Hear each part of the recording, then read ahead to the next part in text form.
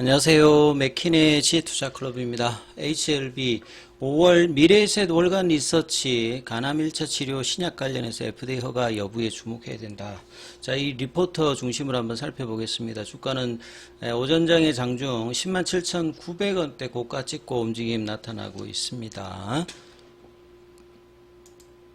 자, 리포터는 이제 미래에셋 증권의 월간 이제 글로벌 헬스케어 처방전 관련해서 FDA 허가 여부에 주목해야 된다. 요 타이틀을 보면 이게 바로 뭐 HLB하고 관련되어 있다 이렇게 볼 수가 있겠죠. 여기 이제 애널리스트 관련해서 이제 김승민, 김충현 이분은 뭐 CFA고 서미야 이 부분 박사시죠. 예, 그래서 김승민 애널 같은 경우에는 뭐 4월달도 그렇고 작년도에도 계속적으로 HLB 관련해서 이제 커버가 있는 연구원이다 이렇게 보시면 될 것 같습니다.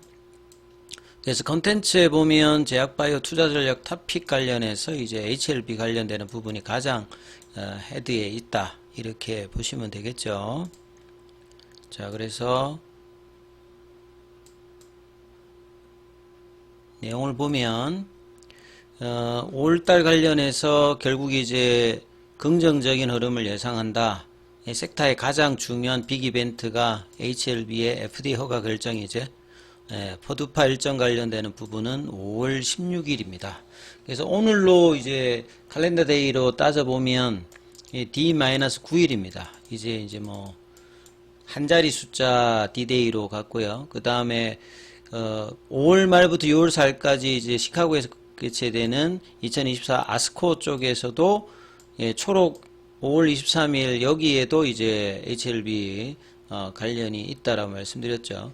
리보세라인 캄넬리주막 관련해서 파이널 이제 OS 값 기존의 22.1개월에서 추가 업데이트 관련되는 부분 이 부분들이 또 공개가 됩니다.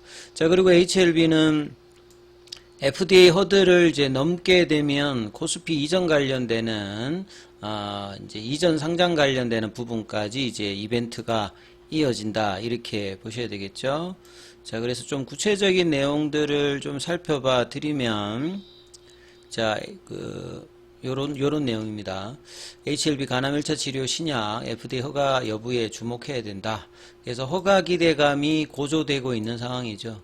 사실 이제 6개월 전부터 주가에는 보통 반영을 하기 때문에 올달이니까 작년 12월 달부터는 올라가야 된다 이런 말씀을 작년 하반기부터 말씀드렸는데 11월 달부터 이제 움직임이 시작이 되어서 이제 최종 결정까지 이 다음 주 5월 16일입니다. 그래서 이제 뭐 오늘 기준으로 9일이 남았죠.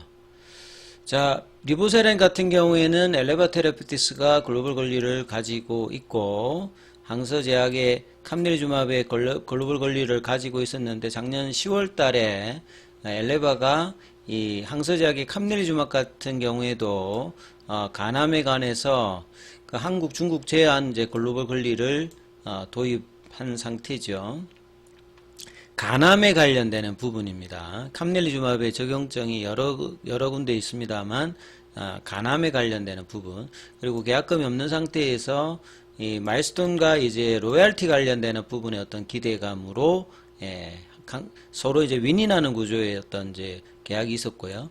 그 다음에 이제 뭐 이 카레스 310 관련되는 부분에서는 이 M이라는 것이 이제 물어보시는 분들이 많으신데 이게 미디안 값이거든요. 그러니까 임상의 어떤 데이터들을 하면 중간값이라고 하는 의미 자체가 중간에 있는 사람의 그 전체 생존 기간이라고 보시면 되게 평균값을 쓰지 않고 중간값을 쓴다고 하는 것 자체를 좀 살피셔야 됩니다. 요게 이제 임상 데이터에서 이 미디안 값을 쓰는 이유고요. 그러니까 평균값을 쓰게 되면 이게 이제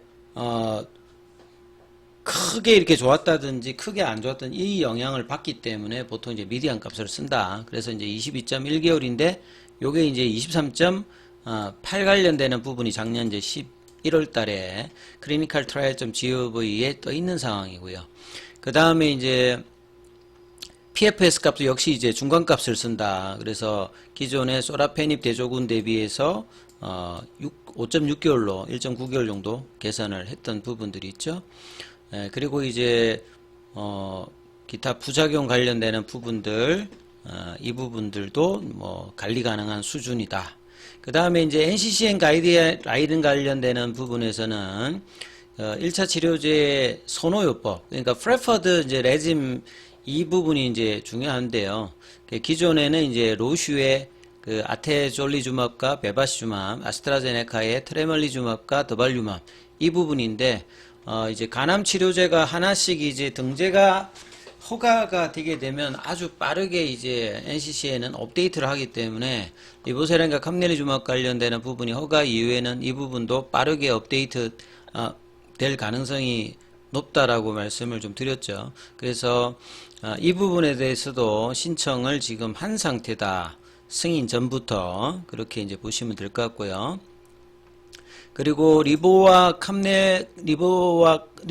캄넬리주맙 같은 경우에는 간암 1차 치료 임상 중에서 22.1개월로 가장 긴 제 전체 생존 데이터를 도출한 상태고요. 우리는 본 데이터를 기본으로 FDA 허가가 가능할 것으로 예상한다. 이 미래셋의 이제 하수 비율이라고 보시면 됩니다. 그 다음에 이제 3, 4등급 관련된 부작용 관련되는 부분, 중단율 관련되는 부분들도 로슈나 다른 제품 대비해서 뭐 가장 지금 우월한 부분이라고 보셔야 되겠고요. 그 다음에 기타 이제 이 머크라든지 브리스톨 마이어 이런 뭐 어떤 경쟁장 이제 등장 가능성 관련되는 부분에 이 부분들은 이 상업화 이후에 이 사업적 성공을 위해서 고려할 필요가 있다. 그러니까 뭐 독보적으로 하나만 딱 있는 게 아니라 기존에 실패했던 2차 치료제 있다가 이제 1차로 넘어오는데 키트루다도 실패하고 이제 옵티보도 실패했는데 그만둔 게 아니라 계속 이제 병용을 확장하면서 1차 치료제 시장을 진입을 하기 위해서 계속 노력하고 있습니다. 브리스톨 마이어 스캡뿐만 아니라 머크도 마찬가지고요. 그렇기 때문에 초기에 빠르게 이제 허가 이후에 전략들이 빠르게 돼야 된다는 부분을 이야기하는 거고요. 그 다음에 이제 NCCN 보면 이제 퍼스트 라인 이제 시스테매틱 테라피 1차 치료제 관련해서 그 프레퍼드 이제 레지멈에 로슈와 아스트라제네카 관련되는 부분이 이제 올라와 있는 부분이 보이죠. 그 다음에 작년 11월 달 기준으로 1차 치료제 시장 점유율 관련해서 로슈가 기존에 이제 초에 한 70%대에서 52%로 줄었고요.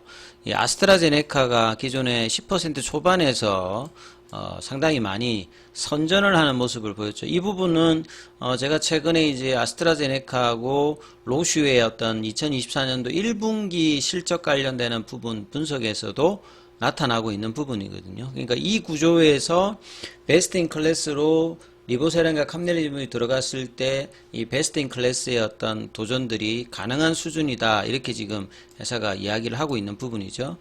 자, 그리고 간암 1차 치료제 결국 약이라고 하는 것은 이제 데이터로 일단은 키 오피니언 리더한테 이야기를 하고 그다음에 이 부분들이 이제 매출단에 영향을 준다라고 봐야 되겠죠.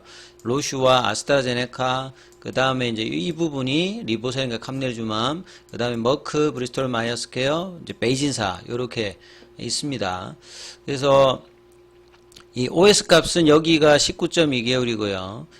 리보세란과 캄넬리주맙이 22.1개월, 아스트라제네카는 16.4. 그 다음에 이제 머크 같은 경우에는 이 펜블리주맙 여기 이제 키트루다입니다. 요게 이제 2022년도에 에스모에서 이제 발표되는데 통계적 유의성을 확보하지 못했죠. 여기도 이제 22.1개월은 되었는데요. 통계적 유의성을 확보하지 못해서 실패다 이렇게 됐고요. 그 다음에 이제 이 브리스톨 마이어스 케어는 이제 옵티보하고 여보이 관련되는 부분입니다. 이 부분에서 이제 프라이머리 엔드포인트가 올해 아스코에서 이제 발표가 되거든요. 그러니까 이 경쟁 약물에 대해서 이 부분도 체크를 해야 되는 부분이고, 그 다음에 베이진사의 이제 레셔널 310 관련되는 부분인데, 티슬레리주맙 관련되는 부분과 이제 소라페닙, 여기는 이제 병용이 아니고 단일 형태로 비교를 하는 어떤 부분이다. 여기도 보면 이제 OS 값의 차이가 그렇게 많이 나진 않습니다.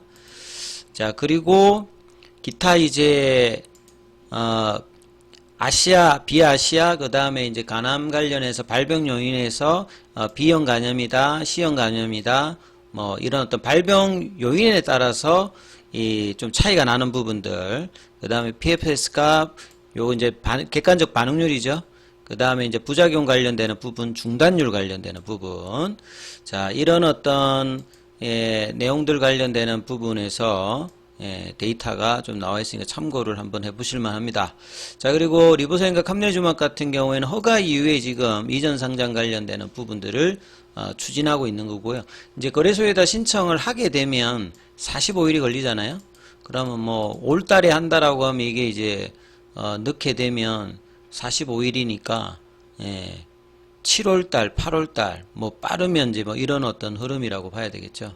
그리고 이제 과거에 이제 비교 사례로 셀트리온 같은 경우도 공매도 때문에 이제 2017년도 9월달에 이제 임시 추송하면서 고수피 이전했는데 이때도 패시브 자금 작년도 이제 10월달부터 올해 1월달까지 90% 급등할 때도 이제 수급상의 이슈로 급등했던 부분이 있었는데 2017년도에도 이 코스피 이전 관련되는 부분을 할 때 주가가 한 40조까지 거의 뭐 단기간에 더블을 보여줬던 부분들이 있습니다. 예, 그 당시 이제 2017년도면 그 램시마가 유럽에서 이제 오리지널을 제낄 때입니다. 그러니까 상당히 이제 그리고 미국 진출 관련된 어떤 기대감이 있던 때였기 때문에 주가도 이제 이런 부분들을 반영하면서 급등을 뭐 하든 이런 부분이 있었죠. 자, 그리고 이제 뭐 차트 흐름들을 조금 한번 살펴보시면 오늘은 반드시 이제 좀 양봉이 나와야 되는 어떤 구간이라고 이제 어제도 말씀을 드렸는데 파라볼릭자에서 이제 더 내려가면 추세 전환이 일봉에서 나타나거든요. 오늘 기준으로 지금 파라볼릭자의 가격을 보면 102,000원대입니다. 그래서 아침에 이제 그 휴장일 기간에 미정시가 계속 이제 금리 인하 기대감이 다시 또 되살아나면서 금리 인하가 매크로 변수고 이제 이 부분이 제약바이오에도 성장주에 그대로 이제 영향을 미치기 때문에 아침에 바로 이제 갭업이 되어서 시작이 되었고 장중에 이제 107,900원대까지 강한 흐름을 좀 보였죠. 그래서 105,000원대가 지켜지는 어떤 흐름이라든지 그냥 될 수 있으면 11만원 부근. 지금 오늘 기준으로 볼린저 밴드 상단 가격은 11만 5천원이거든요. 그러니까 5일선 가격이 10만 6천원, 7천원이거든요. 그러니까 여기는 조금 제끼면서 양봉의 형태로 가야 되거든요. 그리고 거래량이 동반돼야 된다는데 금요일날 한 150만 주대였고 지금 이제 한 90만 주대니까 거래가 여전히 이렇게 뭐 활성화되어 있지는 않습니다. 근데 수급상으로 보면 프로그램은 이제 금요일에서 오늘도 매수, 그 다음에 이제 현물 쪽에서 보시게 되면 신한이라든지 한국 이런 공매도 창구에서도 계속 이제 매수를 해주고 있는 상태인데요. 시가총액은 이제 14조대 밑단에서 지금 움직임이 나타나고 있습니다. 자, 그리고 이제 코스닥 쪽에서는 HLB가 다시 이제 에코프로의 시가총액을 제끼면서 2로 다시 일단 올라와 있는 상태죠. 예, 그래서 윗꼬리가 나오면 안 되고요. 될 수 있으면 적어도 10만 5천원 윗단을 올려놓고 5일선 가격이 10만 6천원, 7천원대니까 이 위로 올리는 이제 양봉의 모습으로 이어지는 흐름이 오늘 좀 필요하죠. 남은 이제 일정들이 그렇게 이제 뭐 많이 남아 있지 않기 때문에 언제든지 이제 결과는 나올 수 있는 이제 구간에 들어갔기 때문에 가격이 밀리지 않아야 되고 거래량이 늘면서 올라가든지 아니면 견조한 모습을 보여야 되겠죠. 지금 이제 패시브 자금에서는 이제 투신이 금요일에서 일단 매도, 기간도 지금 잡히는 물량에서는 좀 매도 물량들이 있는데요. 자, 그래서 분봉상에서 중요한 어떤 가격대 이 10만 5천원 구간을 밀리면 안 되고 여기서 올라와서 아침에 이제 분봉상에서 거래를 내줬던 될 수 있으면 이 107,900원대 이 고가에 대한 시도를 다시 할 수 있는 흐름들이 오후에 나올지 여부가 중요하니까 이 부분 좀 살펴보셔야 되고요. 자, 중요한 구간입니다. 그래서 장중에 무료 카톡방 진행되고 있는데요. 이제 문자로 참여 남기시면 입장 코드 보내드리고 있으니까 참조하시면 되겠습니다.